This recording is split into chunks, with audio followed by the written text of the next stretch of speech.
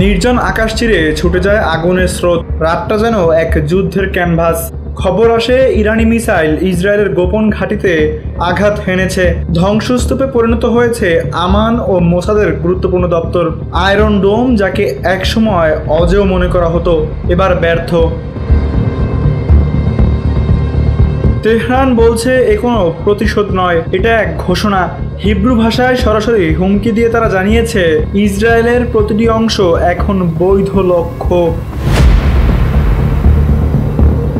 বিশ্ব শক্তিগুলো দিশেহারা। চীন নাগরিকদের ফিরিয়ে নিচ্ছে। রাশিয়ার সম্ভাব্য সহায়তার গুঞ্জন ঘুরছে আন্তর্জাতিক চ্যানেলে। মার্কিন প্রেসিডেন্ট ডোনাল্ড ট্রাম্প জি7 সম্মেলন মাঝপথে রেখে ফিরেছেন হোয়াইট হাউসে।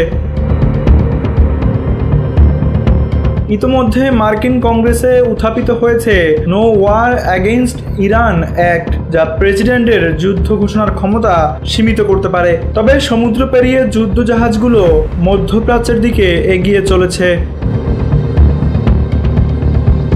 তেহরানে জরুরি ভিত্তিতে সরানো হচ্ছে জাদুঘরের মূল্যবান নিদর্শন। আয়াতুল্লাহ খামেনি বলছেন পিছু হটার প্রশ্নই আসে না, শহীদ হওয়াই শ্রেয়। বিশ্লেষকরা বলছেন এই সংঘাত এখন আর কোনো দ্বন্দ্ব নয়, এতে জড়িয়ে পড়েছে বড় বড় শক্তি। ঘন হয়ে আসছে কূটনৈতিক অন্ধকার। আর সেই অন্ধকারে ধীরে ধীরে উকি দিচ্ছে এক ভীতিকর প্রশ্ন, এই কি তবে সেই যুদ্ধ যা ইতিহাসে লেখা থাকবে তৃতীয় বিশ্বযুদ্ধ নামে?